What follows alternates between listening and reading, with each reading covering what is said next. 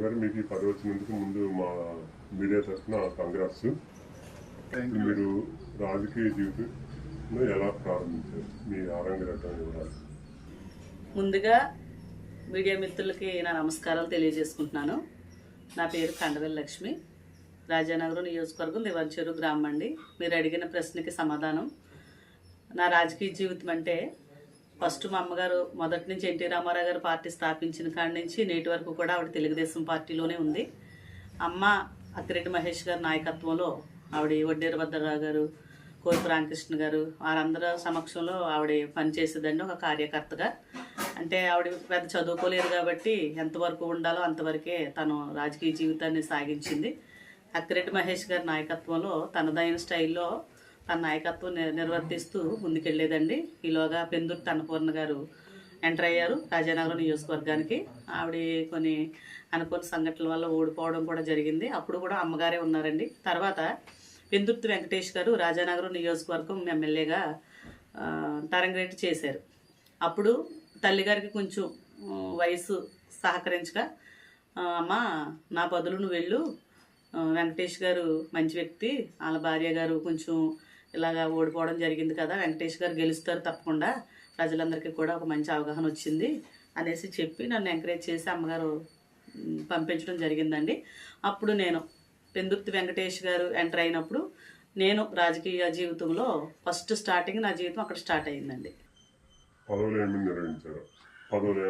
వెంకటేష్ గారు గెలవడం పక్కాగా గెలిచేశారండి. అత్యధిక మెజార్టీతో ఆయన గెలవడం జరిగింది. గెలిచిన అనంతరం ఇంకా ఆయన వెనకాల మేము ప్రయాణం చేస్తూ ముందుకు వెళ్తున్నాం. నాకు లక్ష్మి గారు ఇలాగా స్పీడ్గా ఉంటున్నారని ఇక్కడ వంక మల్లిబాబు గారు మేమందరం కలిసి ఉండేవాళ్ళమండి.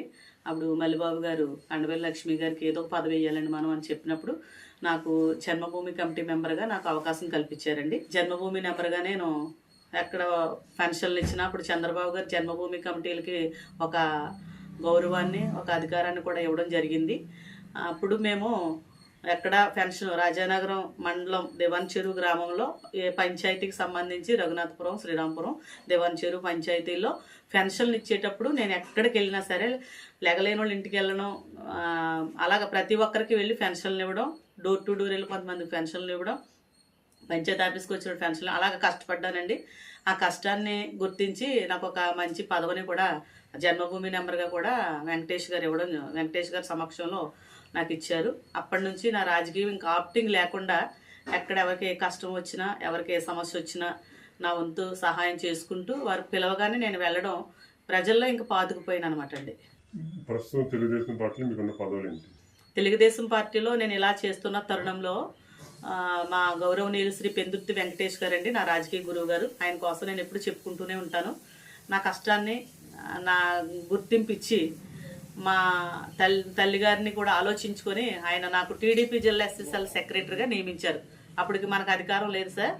అప్పుడు జన్మభూమి నెంబర్గా ఉన్నప్పుడు అధికారంలో చేశాను. అధికారం లేనప్పుడు టీడీపీ జిల్లా ఎస్ఎస్ఎల్ సెక్రటరీగా నన్ను నియమిస్తూ వెంకటేష్ గారు చెప్పడం జరిగిందండి. అక్కడి నుంచి కూడా ఇంకా స్పీడ్గా చంద్రబాబు గారు అరెస్ట్ అయినప్పుడు కానీ, నిజంగా చంద్రబాబు గారు అరెస్ట్ చేసినప్పుడు చాలా ప్రతి దిక్కుకి కూడా నేను భోజనం చేసేదాన్ని కదండి. చాలా నిజాయితీగా కష్టపడ్డాను. ఎందుకంటే అది చెప్పుకుంటేనే తెలుస్తుంది. మనుషులు ఏదో చెప్తారు కానీ నేను అవన్నీ చూడలేదు. సెంట్రల్ జైలు కాడే ఉండేదానండి. ఉదయం 9 గంటలకు లెగిస్తే సాయంత్రం 10 వరకు సెంట్రల్ జైలు కాడే కూర్చునేదాన్ని. ఎవరు వస్తున్నారు ఏంటి, మా నాయకుడు ఏం చేస్తున్నారు, ఈ ఆలోచనతో ఉండేదాన్ని. మా ఇక్కడ బొడ్డు వెంకటరమణ చౌదరి గారు ఇక్కడికి వచ్చిన కాడి నుంచి ఆయన దీక్షలో ఏర్పాటు చేయడం జరిగింది. దీక్షల్లో పాల్గొనేదాన్ని. ఇటు రాజమండ్రి సిటీలో కానీ ఆదిరెడ్డి వాసు గారి సమక్షంలో దీక్షలు పెట్టినప్పుడు వెళ్ళేదాన్ని. తర్వాత మళ్ళీ రాజమండ్రి రూరల్ బొర్చి చౌదరి గారి సమక్షంలో దీక్షలు పెట్టి వెళ్ళి పాల్గొనేదాన్ని. ప్రతి కార్యక్రమానికి నేను పాల్గొన్నానండి. చంద్రబాబు గారిని అరెస్ట్ చేసినప్పుడు ఆయన్ని దివాన్చెరు హైవే మీదుగా నైటు 1 గంట సమయానికి ఇక్కడ దివాన్చెరు హైవే మలుపు తిరిగినప్పుడు సింగిల్గా నిలబడ్డా లేడీని నేను బాబు గారిని చూడాలి, నేను ఇంటికి రావాలని భోజనం కూడా మానేసి 1 గంటకే పోలీసు వారు నువ్వు వెళ్ళిపో, నువ్వు ఏదో గొడవ పెడతాకు చూస్తున్నావు నన్ను ఖండించిన సార్, మా సార్ మాకు చూసి వెళ్ళిపోతానని నేను చెప్పి వాళ్ళు రిక్వెస్ట్ చేసి బ్రతిమలాడి అక్కడ ఉన్నానండి.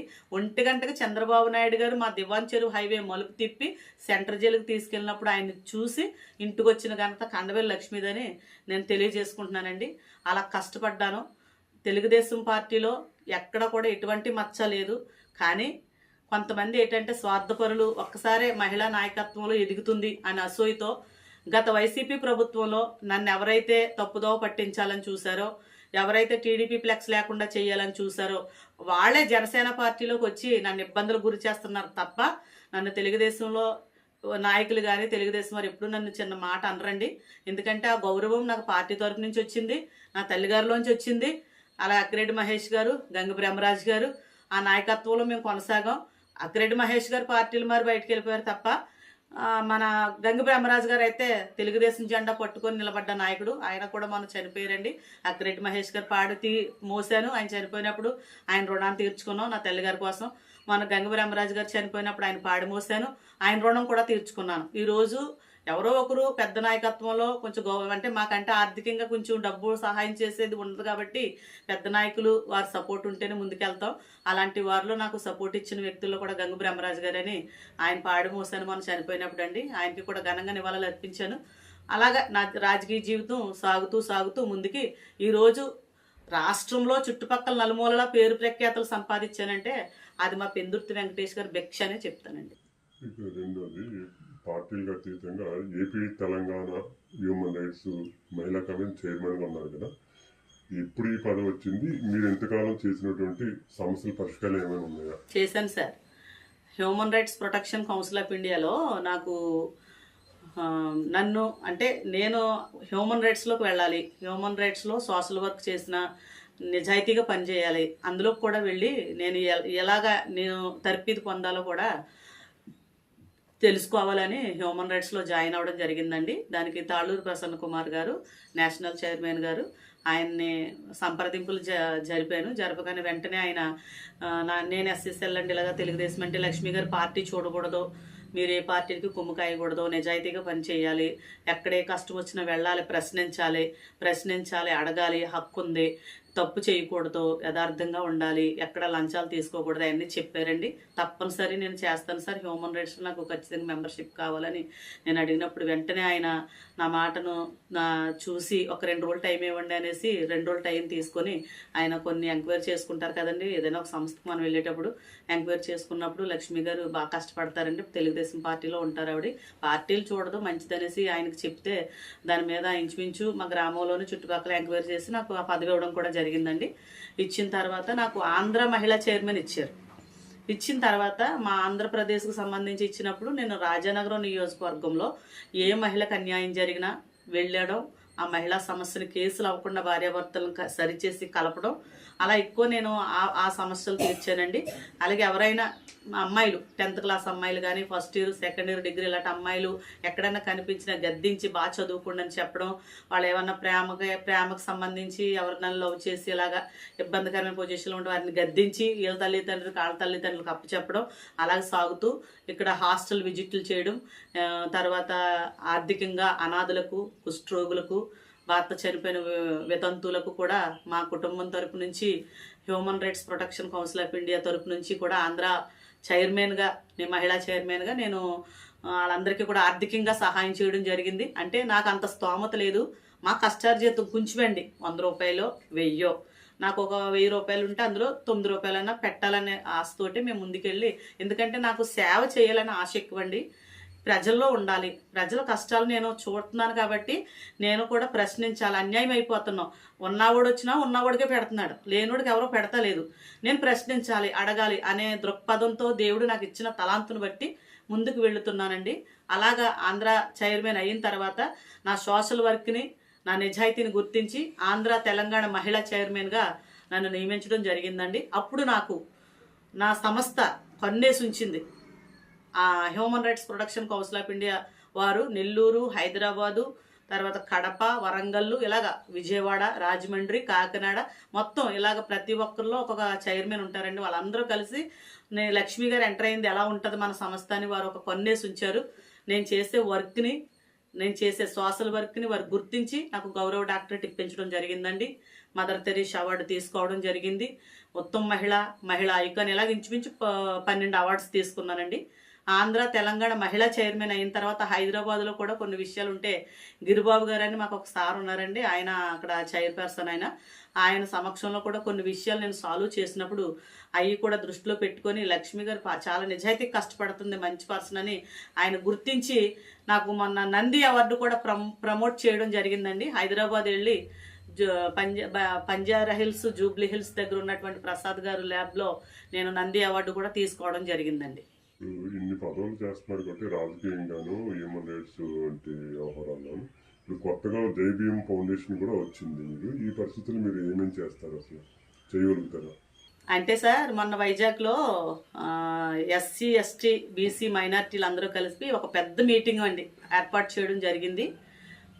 తర్వాత ఎప్పుడంటే అది అంబేద్కర్ గారి జయంతిని పురస్కరించుకొని ఒక మీటింగ్ ఏర్పాటు చేశారు. ఆ మీటింగ్ తర్వాత మళ్ళా కొన్ని అవార్డ్స్ కూడా అక్కడ కొంతమంది కష్టపడ్డ వారికి ఇవ్వడానికి వారు ముందుకు వచ్చారండి.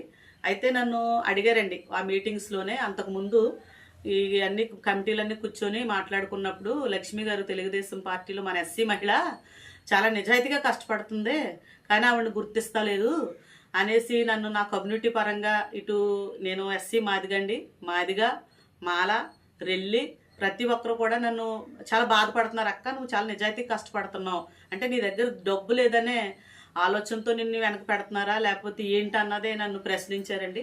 అని నేను ఒకటి చెప్పాను, సార్ నా దగ్గర ధనం లేకపోవచ్చు కానీ మంచి హృదయం ఉంది, మంచి మనసుతో వెళ్తున్నాను, నాకు ఉన్నంతలో సహాయం చేసుకుంటూ వెళ్తున్నాను. నేను ఎక్కడ ఎటువంటి ఫ్రాడ్లు చేయడం కానీ ఇలా చేయడం కానీ నేను చేయను.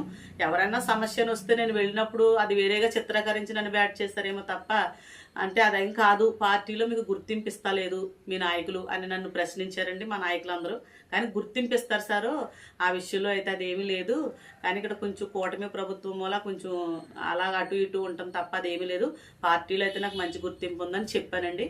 చెప్పినప్పుడు మా నాయకులు ఉద్యోగస్తులందరూ కూడా చాలా బాధపడ్డారు. రాజానగరం నియోజకవర్గంలో ఒక దళిత మహిళల్లో నువ్వు తిరిగినట్టు కానీ నువ్వు కష్టపడ్డట్టు కానీ మాకు ఎవరికి కనపడరక్క, నీకు ఖచ్చితంగా జై భీమ్ యూనిటీ ఫౌండేషన్ తరపు నుంచి నీకు మంచి సపోర్ట్ మేము ఇస్తాము, నువ్వు జై భీమ్ యూనిటీ ఫౌండేషన్ ద్వారా మీరు ఖచ్చితంగా ముందుకు రావాలి అని నన్ను ఎంకరేజ్ చేశారండి. అయితే నేను ఒకటే చెప్పాను, నేను మహిళా చైర్మన్ హ్యూమన్ రైట్స్లో పనిచేస్తున్నాను, human rights protection council of ఇండియాలో ఆంధ్ర తెలంగాణ మహిళా చైర్మన్గా పనిచేస్తున్నాను. తర్వాత ఆల్ ఇండియా షెడ్యూల్ కులాల రాష్ట్ర మహిళా ప్రెసిడెంట్ నాకు ఇచ్చారు, అది కూడా ఆల్ ఇండియా షెడ్యూల్ కులాలన్నింటికి కూడా నేను ప్రెసిడెంట్గా ఏ సమస్య వచ్చినా స్పందించి వెళ్తున్నాను, అదొకటి చేస్తున్నాను. తెలుగుదేశం పార్టీలో జిల్లా ఎస్ఎస్ఎల్ కార్యదర్శిగా కూడా ఉన్నాను. ఇంక ఈ 3 చూసుకుంటూ పోతున్నానండి. ఇంకైతే ఇప్పుడు పదవులు చేసి ఆలోచనలో నేను ఏమీ లేనని చెప్పాను. చెప్తే వారు ఒక మాట అనుకున్నారండి, వాళ్ళందరూ ఆలోచించుకుని ఏదో అనుకున్నారో నాకు తెలీదు. సరే లక్ష్మక్క నువ్వు ఖచ్చితంగా మాకు కావాలి, ఏదో దానికి నువ్వు సపోర్ట్ చేయాలని చెప్పినప్పుడు నేను ఒకటే చెప్పానండి, ఈ 3 చూస్తున్నాను కాబట్టి ఒకవేళ అవకాశం ఉంటే చూస్తానని చెప్పాను. కానీ వారు మొన్న ఈ 10 రోజులు నన్ను ఫ్రీగా వదిలేసి వాళ్ళు ఎంక్వైరీ చేసుకున్నారండి. నియోజకవర్గం మొత్తం వల వేశారు, ఆ వలలో మళ్ళీ నేనే చిక్కాను. లక్ష్మక్క అయితేనే యాక్టివ్ పర్సను, సమర్థురాలు. వీలైతే మన జై భీమ్ యూనిటీ ఫౌండేషన్ తరపున, మన దళిత సంఘాల తరపున, మన ఎస్సీ ఎస్టీ బీసీ మైనార్టీల తరపున ఆవిడ సమర్థురాలు. ఆవిడని అవసరమైతే మనం ఎదరికి ముందుకు తీసుకెళ్ళి ఏ ఎలక్షన్లోనైనా పోటీ చేయడానికి మన వంతు, మన కులాలని ఏ కులం ఏ అధికార పార్టీ వచ్చినా అగ్రవర్ణ కులాలన్నీ కలిపి కమ్యూనిటీలు తొక్కుతున్నాయి కాబట్టి లక్ష్మక్కను మనం ముందుకు తీసుకొని ముందుకెళ్దామని నాకు నాయకులందరూ కూడా ఆలోచించుకొని నాకు రాజానగరం నియోజకవర్గం ఇన్ఛార్జ్ ఇవ్వడం జరిగిందండి. ఇది ఇందులో ఎవరి ప్రమేయం లేదు, నేను కూడా ఊహించలేదు. వెంటనే నాకు పోస్ట్ ద్వారా కార్డు పంపించారు, నేనే షాక్ అయ్యాను. వెంటనే నేను అక్కడ వరప్రసాద్ గారికి ఫోన్ చేసి, సార్ ఇన్ఛార్జ్ ఇచ్చారేంటి నాకు చెప్పాలి కదా అనేసి అంటే, లేదండి లక్ష్మి గారు మేమందరం ఆలోచించుకుంటే అంత సమర్థురాలు లక్ష్మి గారే, జై భీమ్ యూనిటీ ఫౌండేషన్ తరపు నుంచి కూడా మిమ్మల్ని బరిలోకి రావడానికి ముందుకు తీసుకొస్తున్నారు అని చెప్పారండి. అయితే నేను సరే సారు, నేనైతే అలాంటిది లేదు, పార్టీని కాదని నేను ఏమీ చేయను, నాకు తెలుగుదేశం పార్టీ రోజు ఈ విలువ ఇంత ప్రాధాన్యత పెరిగిందంటే నాకు తెలుగుదేశం పార్టీ తరపు నుంచే. నేను పార్టీలు నిజాయితీగా నిలబడ్డాం, నా తల్లి నేను అందరం కూడా మా కుటుంబం అంతా కూడా తెలుగుదేశానికి కట్టుబడి ఉన్నాం. మేము ఏ పార్టీలో అధికారం ఉంటే ఆ పార్టీలో భజన చేసి బ్యాచ్ని కాదు, నిజాయితీ గల మనుషులు అంటే ఆ నిజాయితీని గుర్తించే నీకు ఈ అవకాశం ఇచ్చారు లక్ష్మి గారు, కాదనొద్దని చెప్పారండి. కానీ జై భీమ్ యూనిటీ ఫౌండేషన్ వారికి ముఖ్యంగా తెలియజేసేది ఏంటంటే, నాపై ఒక దళిత మహిళగా మీరు ఇచ్చిన నమ్మకాన్ని సద్వినియోగం చేసుకుంటూ మీరు ఏదన్నా అవకాశం కల్పిస్తే తప్పకుండా అవకాశం ఉంటే చేస్తాను, పార్టీని కాదని నేను ఏది చేయలేను. పార్టీ కానీ అవకాశం ఇస్తే పార్టీలు ఏదైనా చేయడానికి కూడా ముందుకు వస్తాను. అలాగే గుర్తింపు లేదని కూడా అనుకుంటున్నారు, కానీ మంచి గుర్తింపు ఉంది నాకు. నా రాజకీయ గురువు గారు పెందుర్తి వెంకటేష్ గారి నాయకత్వంలో నేను ఇంత గౌరవం, ఇంత మర్యాద, ఇంత రాష్ట్ర మహిళా నాయకత్వం సంపాదించుకున్నాను. నేను ఏ సోషల్ వర్క్ చేసినా, ఏది చేసినా నేను ఏ నాయకుడి దగ్గరికి వెళ్ళి డొనేషన్ అడగడం కానీ, లేకపోతే మా కమ్యూనిటీలో ఇంతమంది ఉద్యోగస్తులు ఉన్నారని వాళ్ళ డొనేషన్లు అడగడం కానీ నేను ఎప్పుడూ చేయలేదండి. చెయ్యను. మాకు ఉన్నంతలోనే సహాయం చేస్తాం. ఎందుకంటే నేను అటువంటి స్థితిలోంచి వచ్చాను కాబట్టి నేను అలాగే ఉంటాను. నా నిజాయితీని గుర్తించి మీరు ఈ అవకాశం నాకు ఇచ్చారు కాబట్టి ఖచ్చితంగా రాబోయే రోజుల్లో జై భీమ్ యూనిటీ ఫౌండేషన్ తరఫున ఈ మహిళా ఇన్ఛార్జ్, రాజానగరం నియోజకవర్గం ఇన్ఛార్జ్ బాధ్యతను ఖచ్చితంగా శిరస వహించి మీరు ఏది చెప్పినా దానికి కట్టుబడి ప్రయాణం చేస్తానని తెలియజేసుకుంటున్నాను.